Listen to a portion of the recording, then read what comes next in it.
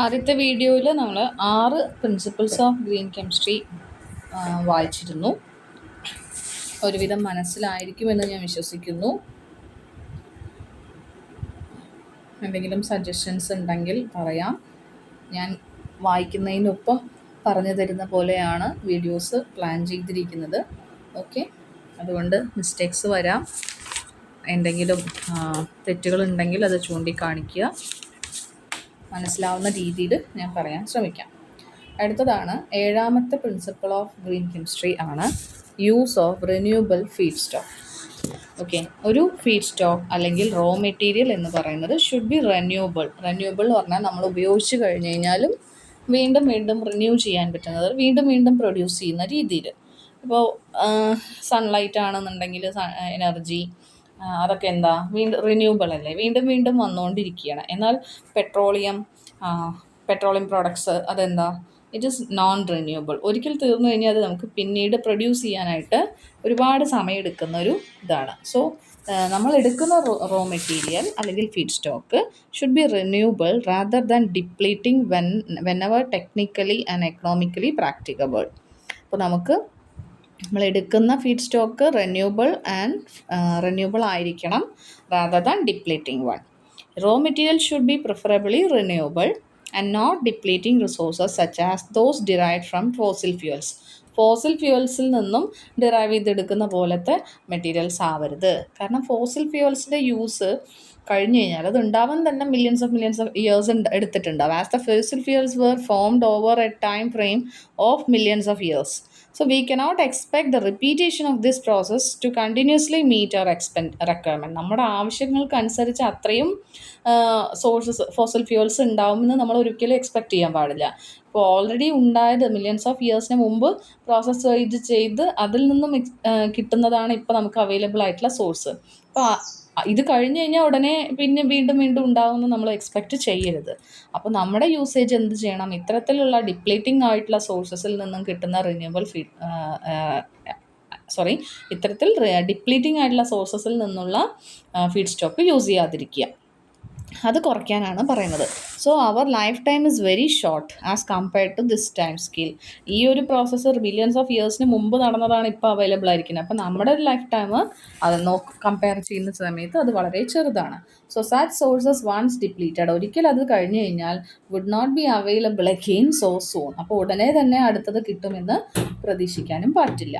So അങ്ങനെയുള്ള resources നമ്മൾ എന്ത് ചെയ്യുക, കുറച്ച് റിന്യൂവബിൾ ആയിട്ടുള്ള സോഴ്സസ് യൂസ് ചെയ്യാനായിട്ട് ശ്രമിക്കുക.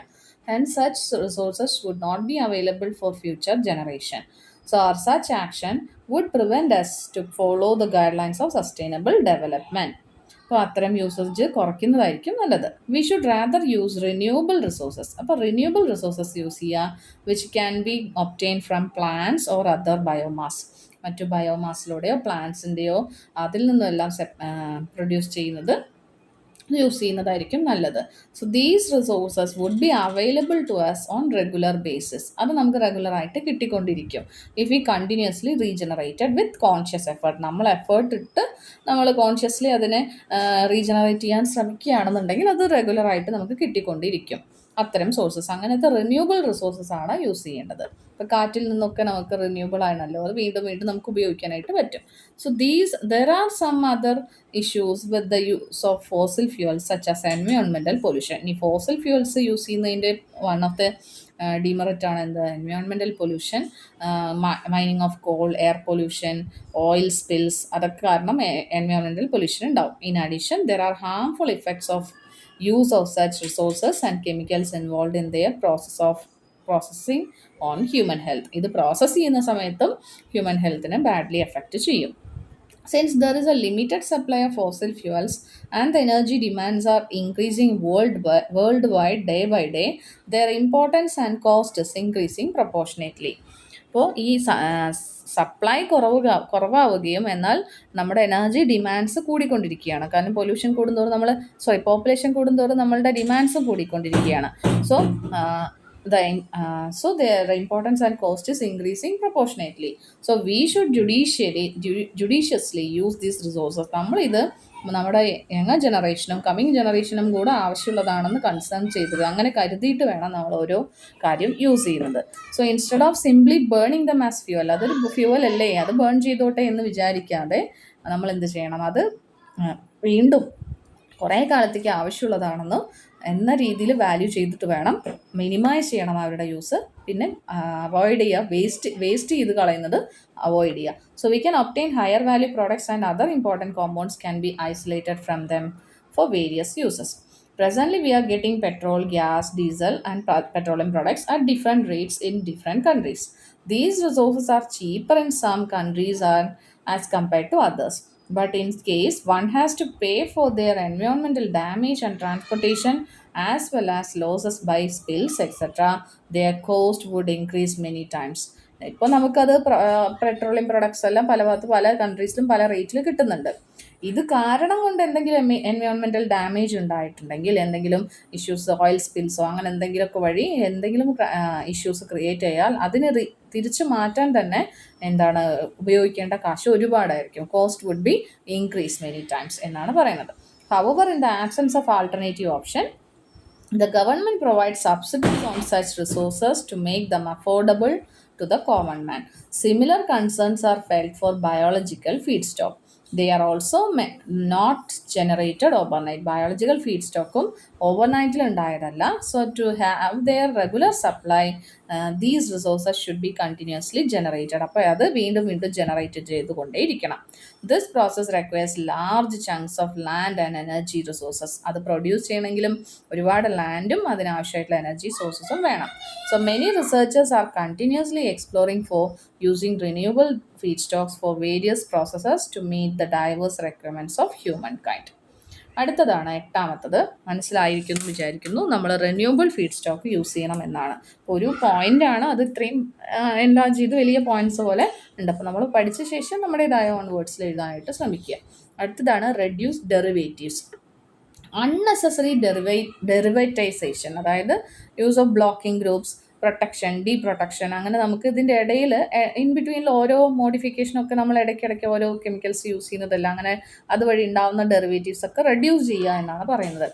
Unnecessary derivatization, that means use of blocking groups, protection, deprotection and temporary modification of physical chemical process should be minimised or avoided. അതൊക്കെ മിനിമൈസ് ചെയ്യുക അല്ലെങ്കിൽ അവോയ്ഡ് ചെയ്യുക. ഈ possible because such steps require additional reagents and can generate waste. കാരണം അത്തരം steps വീണ്ടും waste produce ചെയ്യാനും generate ചെയ്യാനും കാരണമാവാം. A vast variety of organic compounds are synthesized for their use as dyes, drugs, pesticides, polymers, textiles, etc. The processes involved in their synthesis require many challenges because the desired chemical may be a particular isomer. ഒന്നുകൂടെ വായിക്കട്ടെ. A vast variety of organic compounds are synthesised for the use as dyes, drugs, pesticides, polymer, textiles, etcetera. നമുക്ക് ഒരുപാട് യൂസിന് വേണ്ടിയിട്ട് ഈ കുറേ organic compounds prepare ചെയ്യുന്നുണ്ടാവും.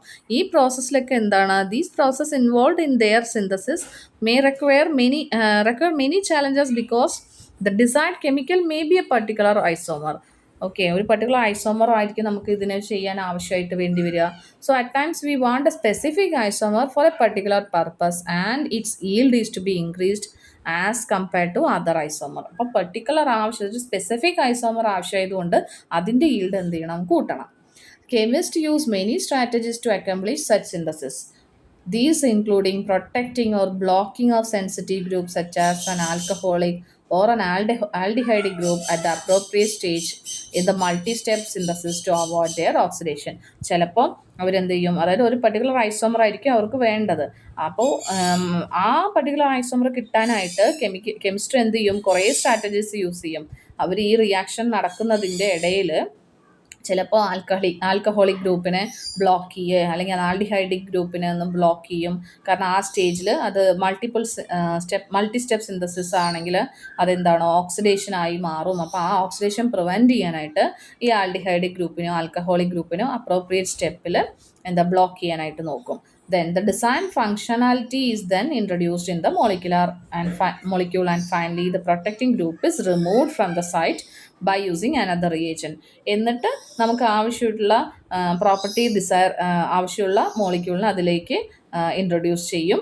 പിന്നെ അവിടെ പ്രൊട്ടക്റ്റ് ചെയ്ത ഗ്രൂപ്പിനെ റിമൂവ് ചെയ്യും, അതിനു വേണ്ടി വേറൊരു റിയേജൻറ്റ് യൂസ് ചെയ്യണം. അങ്ങനെ പലതരത്തിലുള്ള പല സ്റ്റെപ്സിൽ ഓരോരോ ഇതും കെമിക്കൽസ് ആഡ് ഓൺ ചെയ്യുക, ചിലത് റിമൂവ് ചെയ്യിക്കുക, ആ റിമൂവ് ചെയ്യിക്കാൻ വേറൊരു കെമിക്കൽ ആവശ്യം വരും. അങ്ങനെ പല രീതിയിൽ ഒരുപാട് കെമിക്കൽസ് അഡീഷണൽ ആയിട്ട് യൂസ് ചെയ്യണം. ഇതാണ് ഈ ഡെറിവേറ്റീവ്സ് എന്ന് പറയുന്നത്. So sometimes we have to introduce ortho para or meta directing groups in the molecule. ചിലപ്പോൾ ഓർത്തോ ഡയറക്റ്റിംഗ് ഗ്രൂപ്പ് അല്ലെങ്കിൽ പാരാ ഡയറക്റ്റിംഗ് അല്ലെങ്കിൽ മെറ്റാ ഡയറക്റ്റിംഗ് ഗ്രൂപ്പ്സിനെ ഇൻട്രൊഡ്യൂസ് ചെയ്യണം to direct the next substituent to a particular position of the product. നമുക്ക് ortho meta para positions അറിയാലോ. അതിൽ ആ ഗ്രൂപ്പിനെ ഇൻട്രൊഡ്യൂസ് ചെയ്യണം. എന്തിനാണ്? ഇനി അടുത്തതായി വരുന്ന സബ്സ്റ്റിറ്റ്യൂവൻറ്റിനെ ഒരു പെർട്ടിക്കുലർ പൊസിഷനിൽ എത്തിക്കണം എന്ന് പറഞ്ഞിട്ട് ഈ ഓർത്തോ ഗ്രൂപ്പിനെ ജസ്റ്റ് ഇൻട്രൊഡ്യൂസ് ചെയ്യുകയാണ്, അല്ലെങ്കിൽ മെറ്റാ ഗ്രൂപ്പിനെയോ പാര ഗ്രൂപ്പിനെ ഇൻട്രൊഡ്യൂസ് ചെയ്യുകയാണ്. പിന്നെ this directing group is also to be removed at the end of the reaction sequence to give the desired product. എന്നിട്ട് ഇത് പുതിയ സബ്സ്റ്റിറ്റ്യൂവൻറ്റ് ആ സ്പേസ് ഓക്യുപ്പൈ ചെയ്ത ശേഷം ഈ ഓർത്തോ മെറ്റാ പാരയിൽ ഉണ്ടായിരുന്ന ഗ്രൂപ്പ്സിനെ വീണ്ടും എന്ത് ചെയ്യണം? ആ ഗ്രൂപ്പിൽ ആ ഡയറക്റ്റിംഗ് ഗ്രൂപ്പ്സിന് വീണ്ടും ആവശ്യമില്ല, അതുകൊണ്ട് അതിനെ റിമൂവ് ചെയ്യണം. അപ്പോൾ നമുക്ക് വീണ്ടും വേറൊരു കെമിക്കൽ ഐലൻസ് യൂസ് ചെയ്യണം. അപ്പോൾ ഈ പല രീതിയിൽ മൾട്ടി സ്റ്റെപ്സ് ആകുമ്പോൾ ഓരോരോ സ്റ്റെപ്പിനും ഓരോ കെമിക്കൽസ് ആഡ് ഓൺ ചെയ്യണം, അതിൽ നിന്ന് റിമൂവ് ചെയ്യണം. അപ്പോൾ അതെല്ലാം എന്താണ്? വേസ്റ്റ് ക്രിയേഷന് കാരണമാവും. Sometimes the physical properties such as solubility, viscosity and polarizability are modified temporarily by making their salts which can be handled conveniently. After performing the desired process, the salts so formed is again converted back to the normal form, which may require the action of an acid or some other suitable substances. ഇപ്പം എന്താവും? ഇത് ചിലപ്പോൾ ചില properties, physical properties ആയിട്ടുള്ള solubility, viscosity, പിന്നെ polarisability, ഇതെല്ലാം നമ്മൾ എന്ത് ചെയ്യണം? ആദ്യമേ ടെമ്പററിലി മോഡിഫൈ ചെയ്യണം by making the salt which can be handled conveniently. അതിനെ നമുക്ക് ഒരു സോൾട്ടാക്കി മാറ്റിയ ശേഷം നമുക്ക് ഹാൻഡിൽ ചെയ്യാൻ കൺവീനിയൻസിന് അനുസരിച്ചിട്ട് ഈ പ്രോപ്പർട്ടീസൊക്കെ സോലിബിലിറ്റി, വിസ്കോസിറ്റി, പോളറൈസബിലിറ്റി എല്ലാം മോഡിഫൈ ചെയ്യും. എന്നിട്ട് റിയാക്ഷൻ നടത്തിയ ശേഷം ഡിസൈഡ് പ്രോസസ്സ് കംപ്ലീറ്റ് ചെയ്ത ശേഷം സോൾട്ട് സോ ഫോംഡിനെ, ഇപ്പോൾ കിട്ടിയ സോൾട്ടിനെ വീണ്ടും പഴയ ബാക്കിൽ നോർമൽ ഫോമിലേക്ക് കൺവേർട്ട് ചെയ്യും. അപ്പോൾ ഈ പഴയ പ്രോപ്പർട്ടീസൊക്കെ തിരിച്ച് കിട്ടുന്ന രീതിയിൽ അങ്ങനെ ചെയ്യുമ്പോൾ അവിടെയും വീണ്ടും എന്താണ്? അതിന് ചിലപ്പോൾ എന്തെങ്കിലും ആസിഡോ അല്ലെങ്കിൽ വേറെ ഏതെങ്കിലും സ്യൂട്ടബിൾ സബ്സ്റ്റൻസസോ ആവശ്യം വരും. ഇതെല്ലാം എന്താണ്? ഒരുപാട് കെമിക്കൽസ് ഇങ്ങനെ വീണ്ടും വീണ്ടും യൂസ് ചെയ്യുന്ന പ്രോസസ്സാണ്. ഇതെല്ലാം വേസ്റ്റ് ജനറേഷന് കാരണമാവും. Often one has to make a particular site in molecule over reactive than the similar other site so that the reagent attacks that particular site. ഇനി one has to make a particular site in molecule more reactive. പിന്നെ എന്താണ്? ഒരു മോളിക്യൂളിൽ ഒരു ഭാഗം കൂടുതൽ reactive ആക്കി മാറ്റണം, എന്നാൽ മാത്രമേ റിയേജൻറ്റ് കറക്റ്റായിട്ട് ആ പെർട്ടിക്കുലർ സൈറ്റിൽ അറ്റാച്ച്ഡ് ആവുള്ളൂ.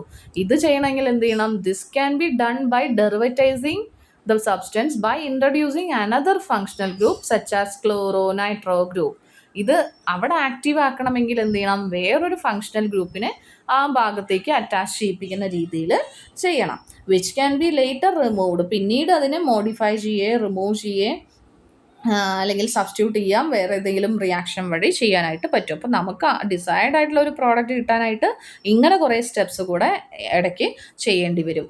ആ പർട്ടിക്കുലർ സൈറ്റ് ആക്ടിവേറ്റ് ചെയ്യാൻ വേണ്ടി നൈട്രോ ഗ്രൂപ്പിനെയോ ക്ലോറോ ഗ്രൂപ്പിനെല്ലാം അതിൽ ഇൻട്രൊഡ്യൂസ് ചെയ്യേണ്ട സാഹചര്യം ഉണ്ടാവും. അതും പല സ്റ്റെപ്പുകളാവുമ്പോൾ പല രീതിയിലുള്ള വേസ്റ്റ് പ്രൊഡക്ഷൻ നടക്കും.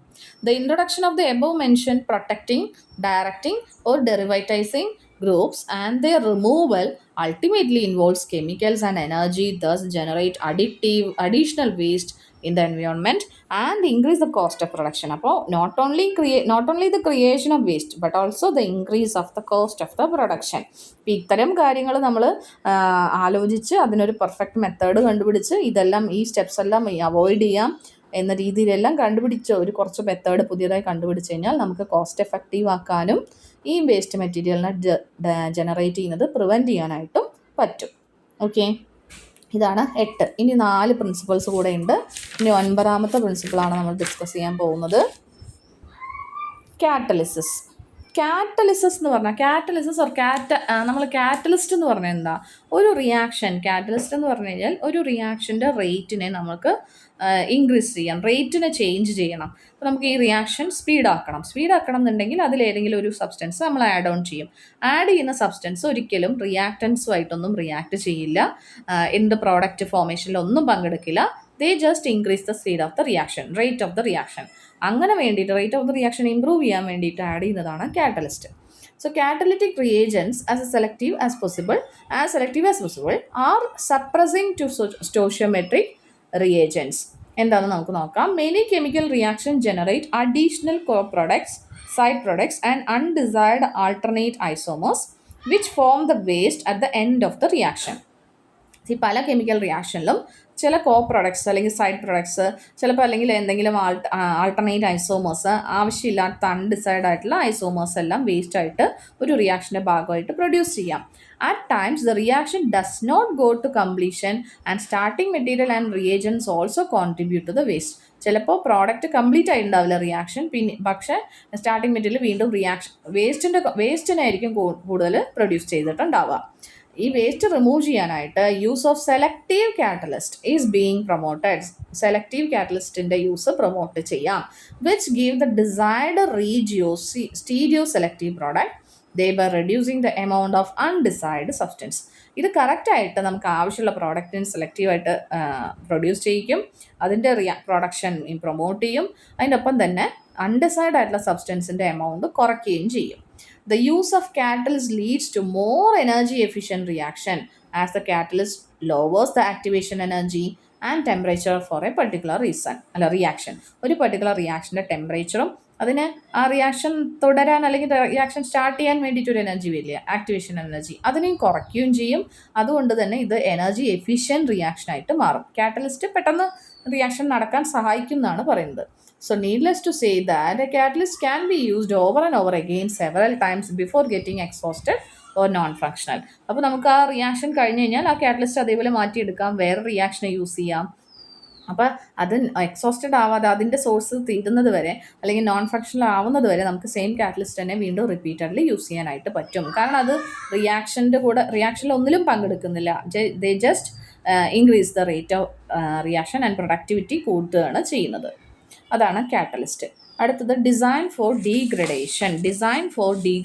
അടുത്ത പോയിന്റാണ് design for degradation. Okay,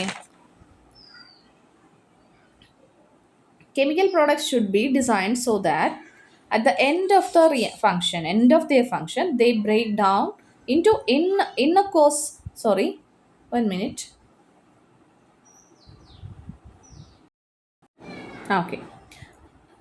they break down into innocuous, ഞാൻ അതിൻ്റെ പ്രൊനൗൺസിയേഷൻ നോക്കാൻ പോയതാ, innocuous products and do not persist in the environment. Innocuous എന്ന് പറഞ്ഞാൽ not harmful. Okay, so chemical products should be, കാരണം നമുക്ക് എല്ലാ പോയിന്റ്സ് ഏകദേശം ഒരേപോലെ തോന്നുന്നുണ്ട്. അപ്പോൾ ഹെഡിങ് പഠിച്ച് വെച്ചിട്ട് നമ്മുടെ ഓൺ വേർഡ്സിൽ എഴുതാനായിട്ട് നോക്കുക. സോ ഡിസൈൻ ഫോർ ഡീഗ്രഡേഷൻ പറഞ്ഞാൽ പ്രൊഡക്റ്റ് സിന്തസിസിന് ശേഷം എന്തെങ്കിലും വേസ്റ്റ് മെറ്റീരിയൽസോ എന്തെങ്കിലുമൊക്കെ ഉണ്ടെങ്കിൽ അതെല്ലാം എൻവയോൺമെൻറ്റിൽ അങ്ങനെ തങ്ങി നിൽക്കാതെ പ്രോപ്പർ ഡിസ്പോസ് ചെയ്യാൻ സഹായിക്കണം. ഡിസ്പോസൽ ഷുഡ് ബി പ്രോപ്പർ എന്നാണ് പറയുന്നത്. So chemicals are perceive to be harmful in general. Chemicals generally നമ്മൾ ഹാംഫുൾ എന്നാണ് പറയുന്നത്. കാരണം എന്താ, this is because they often persist in the environment or enter in to plants or animals in which they accumulate. Such bioaccumulation may be harmful to the species through direct or indirect toxicity. ഇപ്പോൾ നമ്മൾ ലാബിൽ തന്നെ നമ്മൾ +1 +2 അല്ലെങ്കിൽ degree പഠിക്കുന്ന സമയത്ത് തന്നെ ലാബിൽ പലതരത്തിലുള്ള കെമിക്കൽ റിയാക്ഷൻസ് നമ്മൾ ചെയ്തിട്ടുണ്ട്. ടൈട്രേഷൻ, പിന്നെ വോളിമെട്രി, അങ്ങനെ പല റിയാക്ഷൻസ് നമ്മൾ ചെയ്തിട്ടുണ്ട്. സോൾട്ട് ടെസ്റ്റ് ഇതെല്ലാം ചെയ്തിട്ടുണ്ട്.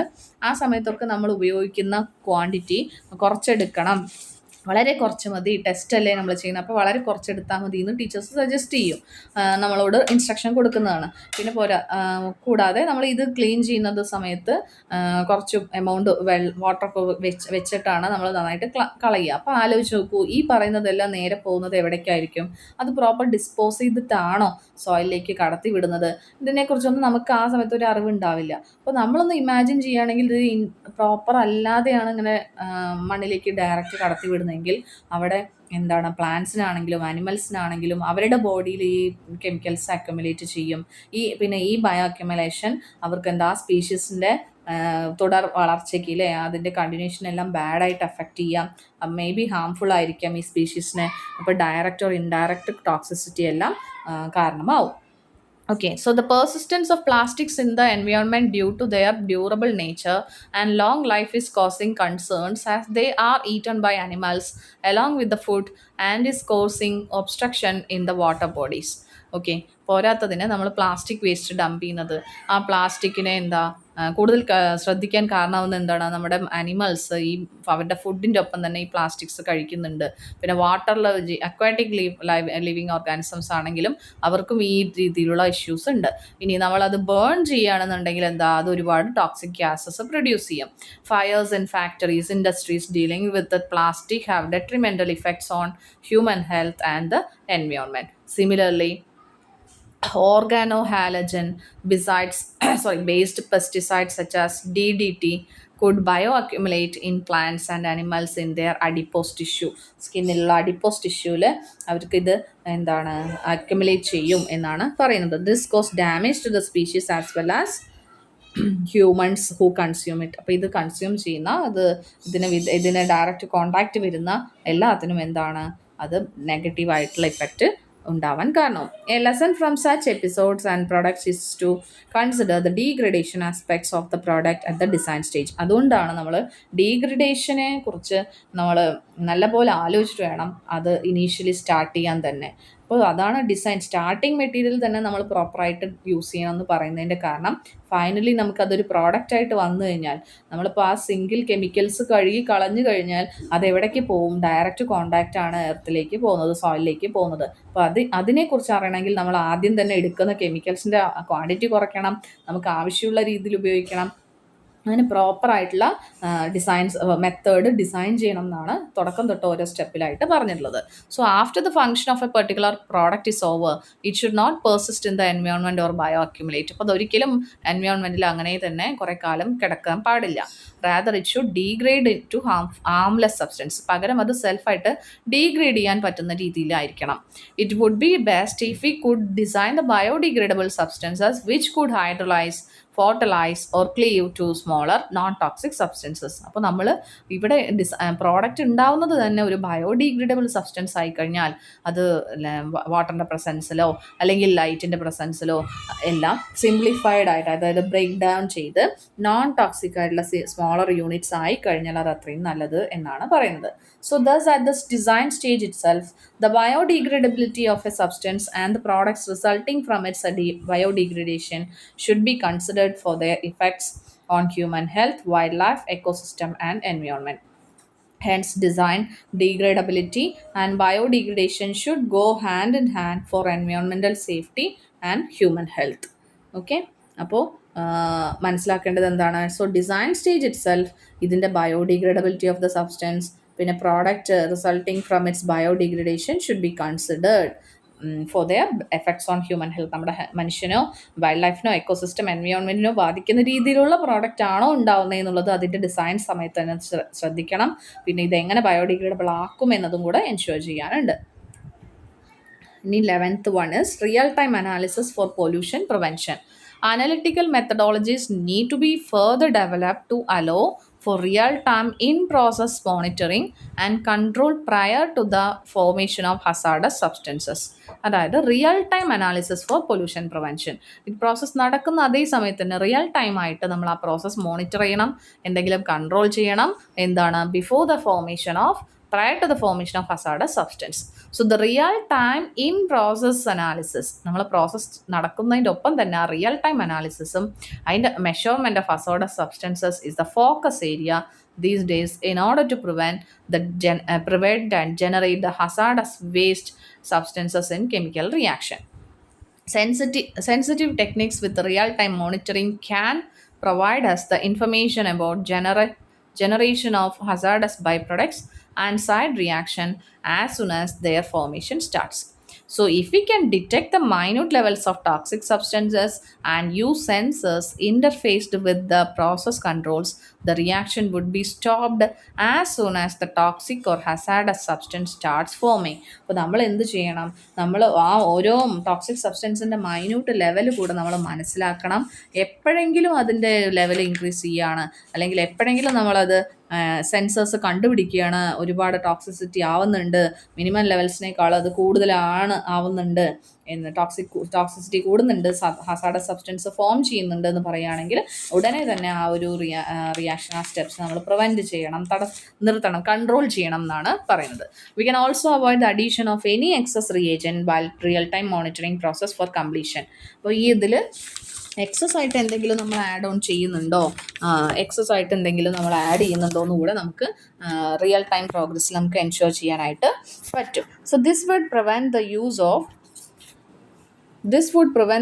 Of additional reagent which will later become a part of the waste. അപ്പോൾ ഈ അഡീഷണലി നമ്മൾ ആഡ് ചെയ്യുന്നത് കൂടെ നമ്മൾ വേണോ എന്ന് നമുക്ക് എൻഷുർ ചെയ്യാനായിട്ട് പറ്റും. കാരണം പിന്നീട് ആഡ് ചെയ്ത് കഴിഞ്ഞാൽ അതും വേസ്റ്റിൻ്റെ ഭാഗമായിട്ട് മാറാം. Hence it is becoming quite important these days to monitor and analyse the in process progress of the reaction to know when the hazardous substance has started forming. അപ്പോൾ hazardous substance ഫോം ചെയ്യാൻ തുടങ്ങിയോ എന്ന് നമ്മൾ നോക്കണം. ഉടനെ തന്നെ ആ stop prevent ചെയ്യാനായിട്ട്, അത് റിയാക്ഷൻ സ്റ്റെപ്പ് പ്രിവെൻറ്റ് ചെയ്യാനായിട്ട് നോക്കണം.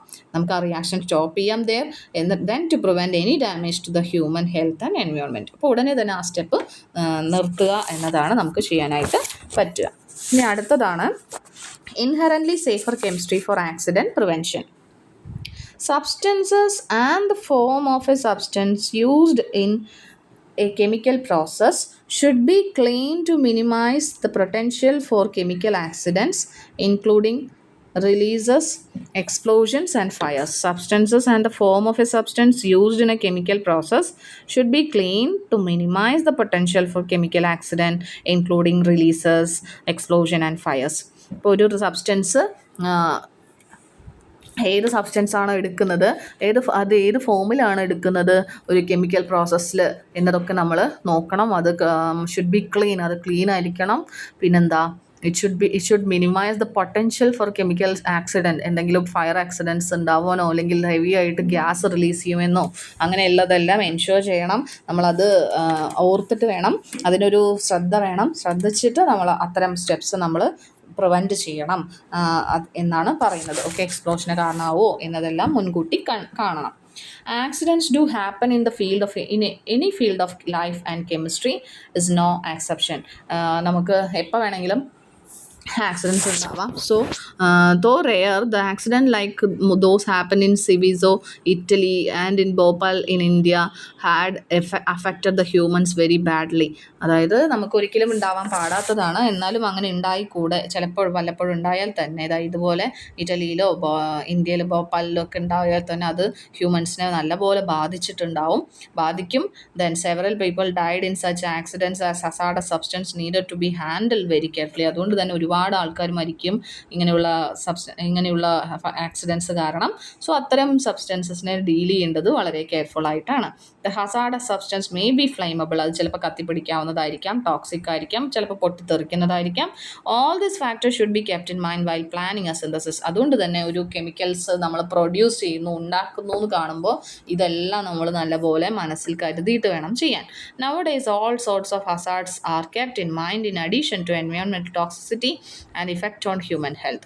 Many a times solvents involved may be recycled if possible. അപ്പോൾ സോൾവെൻറ്റ്സ് ആണെങ്കിൽ അത് റീസൈക്കിൾ ചെയ്യും. Thus potential accidents of fire could be avoided. അപ്പോൾ പൊട്ടൻഷ്യൽ ആക്സിഡൻസ് എന്ത് ചെയ്യാം, കുറയ്ക്കാനായിട്ട് പറ്റും by minimising the use of സോൾവെൻറ്റ്സിൻ്റെ യൂസ്. കാരണം അതായിരിക്കും വോളറ്റൈൽ ആയിട്ടുള്ളത്. അപ്പോൾ പെട്ടെന്ന് വേപ്പറാവാൻ പോകാൻ ചാൻസ് ഉണ്ടാവും, പെട്ടെന്ന് കത്തിപ്പിടിക്കുന്നതാവാം. അപ്പോൾ അത്തരം ഇതെല്ലാം നമ്മൾ ഒഴിവാക്കാനായിട്ട് ശ്രമിക്കണം. We may recycle the solvent so that it is released in to the environment. Recycle ചെയ്തിട്ട് വേണം സോൾവെൻറ്റ് റിലീസ് ചെയ്യാൻ. The form of the substance used is also at times responsible for accidents. നമ്മൾ എടുക്കുന്ന സബ്സ്റ്റൻസിൻ്റെ ഫോമും ചിലപ്പോൾ ആക്സിഡൻറ്റിന് റെസ്പോൺസിബിൾ ആവാം. Example volatile substance, ഞാൻ നേരത്തെ പറഞ്ഞ പോലെ volatile substances, gases may result in accidental explosion. So നമ്മൾ കറക്റ്റായിട്ട് പ്രോപ്പറായിട്ട് ഹാൻഡിൽ ചെയ്തില്ലെങ്കിൽ ഇതൊക്കെ എക്സ്പ്ലോഷന് കാരണമാവാം.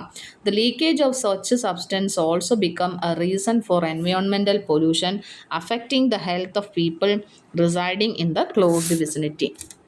Okay, so the leakage of such substance also becomes a reason for environmental pollution affecting the health of the people residing in the closed vicinity. Halogenated substances may also be avoided as they may lead to toxic, as they may get converted to harmful substances in environment in due course of time. ഇപ്പോൾ halogen attached ആയിട്ടുള്ള substance ഉണ്ടെങ്കിൽ അത് complete ആയിട്ട് നമ്മൾ avoid ചെയ്യണം. കാരണം അതും പിന്നീട് ടോക്സിക് ആവാം, അല്ലെങ്കിൽ കുറേ സമയം കഴിഞ്ഞ് ചിലപ്പോൾ അത് ടോക്സിക് ആയിട്ടും മാറാം, ഹാംഫുൾ ആയിട്ട് മാറാം. സോ അതെല്ലാം പ്രിവെൻറ്റ് ചെയ്യണം. പെട്ടെന്ന് കത്തിപ്പിടിക്കുന്നതായിട്ടുള്ളതോ പെട്ടെന്ന് എന്താണ് ആക്സിഡൻസോ എന്തെങ്കിലും എക്സ്പ്ലോഷനോ ഒന്നും കാരണമാവുന്നതെല്ലാം പ്രിവെൻറ്റ് ചെയ്യണം എന്നാണ് പറയുന്നത്. The storage and handling of chemicals and hazardous substance should follow necessary precautions, and their transfer and transport may be done while following the appropriate guidelines. ഇതെല്ലാം എന്താണ്, all these steps would prevent accidental leak, fires, etc. and keep the environment free from such substances. അപ്പോൾ ഇത്തരം കാര്യങ്ങൾ ശ്രദ്ധിച്ചു കഴിഞ്ഞാൽ നമ്മളെന്താ safer chemistry for accidental prevention ആണ് ഇതിൻ്റെ ടോപ്പിക്ക്. ഇത്തരം കാര്യങ്ങൾ ശ്രമിച്ചു കഴിഞ്ഞാൽ തന്നെ നമുക്ക് എൻവയോൺമെൻറ്റിലേക്ക് കടത്തിവിടുന്ന വേസ്റ്റ് മെറ്റീരിയലിൻ്റെ എമൗണ്ട് കുറയ്ക്കാനായിട്ട് പറ്റും. ഇതാണ് നമ്മുടെ 12 പ്രിൻസിപ്പിൾസ്. ഞാൻ സ്പീഡിൽ പറഞ്ഞു പോയോ എന്നെനിക്കറിയില്ല, നിങ്ങൾക്ക് മനസ്സിലായി എന്ന് ഞാൻ വിശ്വസിക്കുന്നു. ഞാനും ഒരു ഇഗ്നോ സ്റ്റുഡൻ്റാണ്. അപ്പം ഞാൻ പഠിക്കുന്ന സമയത്ത് ഞാൻ റെക്കോർഡ് ചെയ്യാണ്, ഞാൻ പഠിക്കുകയല്ല, ഞാൻ വായിക്കുന്ന സമയത്ത് ഇത് വീഡിയോ റെക്കോർഡ് ചെയ്യാണ്. ഇനി പഠിച്ചെടുക്കാനാവുമെന്ന് ഞാൻ വിശ്വസിക്കുന്നു. എന്തായാലും എക്സാമിന് പ്രിപ്പയർ ചെയ്യുന്ന എല്ലാവർക്കും all the best. Okay, thank you. എനിക്ക് പറ്റാവുന്ന രീതിയിൽ ഞാൻ വായിക്കുമ്പോൾ ഇത്തരം വീഡിയോസ് റെക്കോർഡ് ചെയ്ത് വീഡിയോ ആയിട്ട് ഇടുന്നതായിരിക്കും. Thank you.